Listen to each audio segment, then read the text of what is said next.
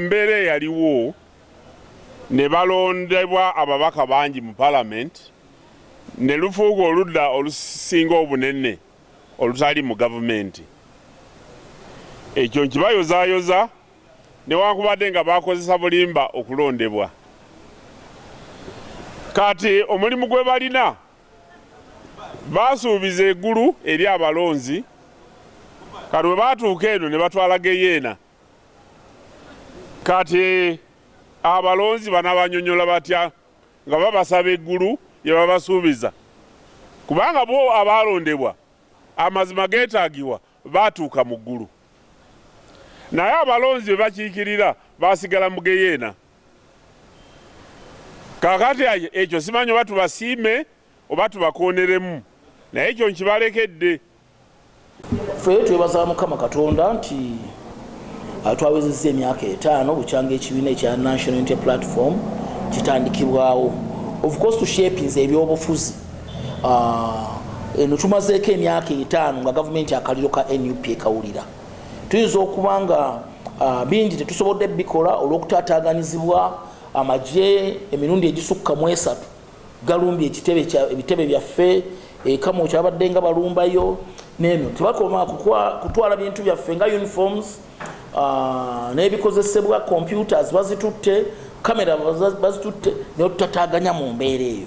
Ekisooka NRM ebaddewo emyaka 4 naye kyapangisa ate nga emyaka egyo ne sente za IPOD yo yesinga ofuna billions of shillings, actually the trillions, naye owaziragawa we don't know. Kyokka ate bakozesa eza gavumenti okukola ebintu, kuba bakozesa kyengamenti bakozesa gavumenti, bakozesa amagye, bakozesa poliisi, bakozesa okukola bye bakola nga tuli ku musente ya muba musolo, kati ezaabwe ezo zikola ki? So there's a bigger problem. So nolabanga myaka 5 ekitebe weekiri ate nga kirungi nnyo. National Unity Platform ekyusiza politics wano nti you have to brand yourself. Olwaleero NRM ebaddewo naye there is no branding, tokirabawo. Naye wano olabira ddala kati red efuuse an issue nti noli ne bwalawo olabi red yeekanga ngamba NRM, naye nga kivuddemu branding ne tugenda nga ekintu kiteeka ku level ndala nnyo. Pressure ya opposition kateri kuno muzijukira bulungi nnyo President Museveni yagamba by 2021 tuwajja kubeera opposition.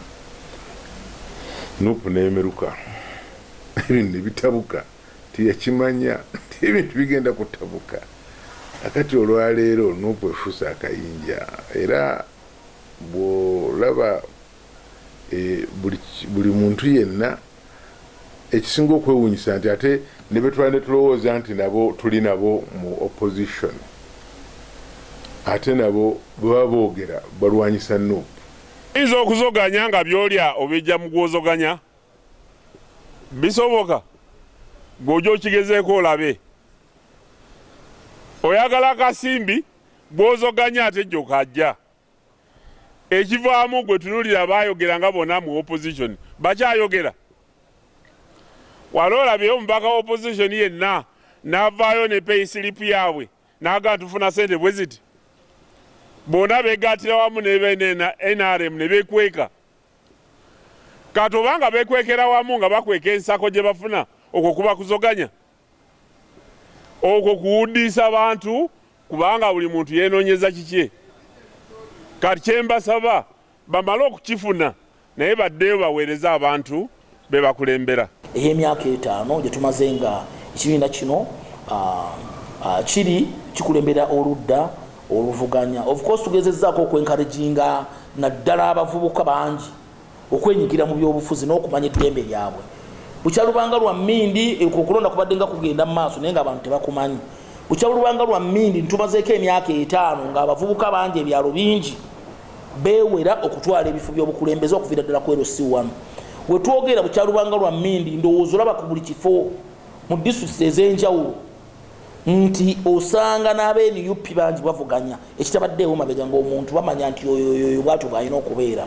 Gabaga nti katujja kukola anulare abantu babuulire oba tulabise ebikyamu. You know, constitution ya Uganda erimu opposition naye nga opposition bano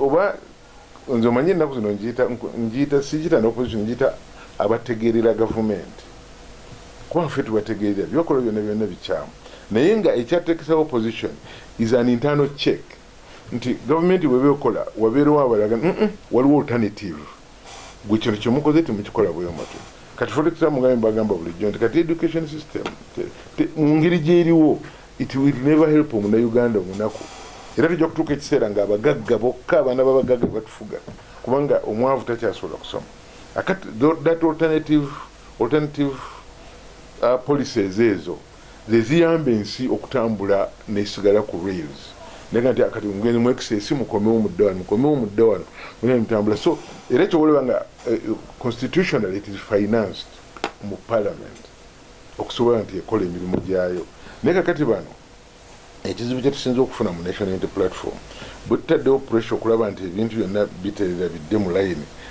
democracy atereera abantu tebakuba kibooka abantu baleke balonde nga bebateekwa okulonda bali bafuuse kirala tebakyayagala twogere omugamba nti mwogerere ewali abantu nga aga nti mugende eri mu nsiko ebyembi ate mu nsiko gye tulaga era abantu batunoonyera ntubabuulira ate naye ne batukubirayo akati n'okubira mu nsiko nga tulina n'abataasa kugamba ekizibu kibali kinene nnyo naye tujja bigumira kubanga ate era tuwali ekyuma ekisinga obugumu era kyekyetaaga omuliro omungi kati omuliro tujja kuguteekamu tusobole okusaanuusa ekyuma ekyo tusobole okukola Uganda empya. Of course nga ne mu parliament tugezesaako okukola kyetusobola okukeepinga government ya Mwami Museveni in the check. Of course gyetukomye mu keepinga in the check n'okumulabisa ali gyakomye okututeekako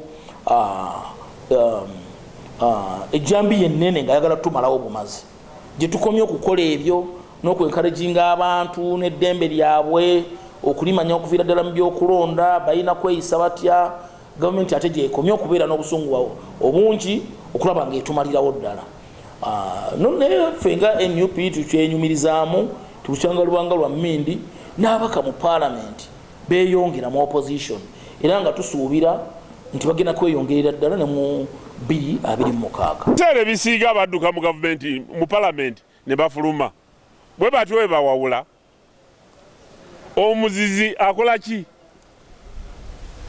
bw'ozira ozimba mutwe era weerumya mutwe.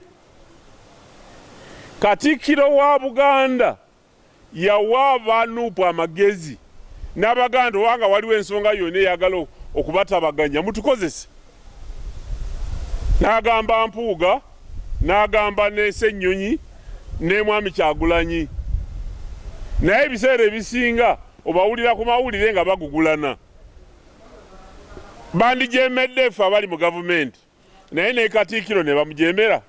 Ndowooza nti National Unity Platform olwaleero weetali ne politics wano akyuka ate era wano okirabira nti olw'okuba bagezaako gisuppressinga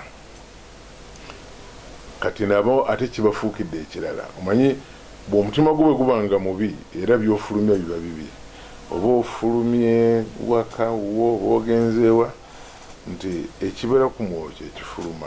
Omuganda nga ndigamba obyalisa ku mwoyo kati mu kifo ky'okkuba National Unity Platform bagikakkanye kati ate nabo batandise kwekuba ne betta egamba ebintu bibakyukidde naye katusabe busabi Katonda nti nza banaalaba ensonga naye nga National Unity Platform ekyusiza nnyo politics wa wano era tusaba Katonda tugenderaawo osanga pressure bweneeyitirira n'international community neetwongerezaako bwekikukakkana bave ku nsonga bagende nti wai obuyinza katuwute tukwasa National Unity Platform. Ekyokubiri bw'omala okulonda omubaka wa parliament oba wa opposition oba wa gavumenti bonna babeera bakozi ba gavumenti tebaagala kukibuulira balonzi era kyova olaba nti omusaala bafuna gwa gavumenti bwe balwala gavumenti ebatwala bweru okujjanjabibwa newankubadde batwaliwo ebweru okujjanjabibwa naye n'amalwaliro ga wano bagafeeko bwe baba batuuse mu palamenti. N'ekisemberayo ddala bo bafuna akasimbi akawera ne bakola ku bizibu byabwe. Gavumenti webanga erese eza PDM nga baagala abalonzi ne bafuutu soja nabo babeere bulungi, bavangayo ne bawagira ebiteeso bya gavumenti ensimbi zino ziyambe abantu, kubanga bwezaabwe ezibayamba bazijja mu palyamenti.